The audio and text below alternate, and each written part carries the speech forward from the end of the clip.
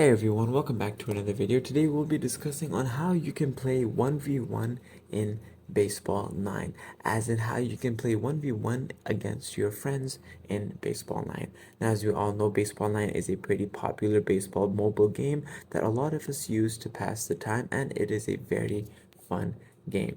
Now, unfortunately, Baseball 9 does not provide the multiplayer feature, as in you cannot play against your friends or people around the world, as in, long story short, 1v1 is simply not possible in Baseball 9. However, there are plenty of other baseball mobile games and video games which allow you to play with your friends and families around the world, and they do have the multiplayer feature which supports that.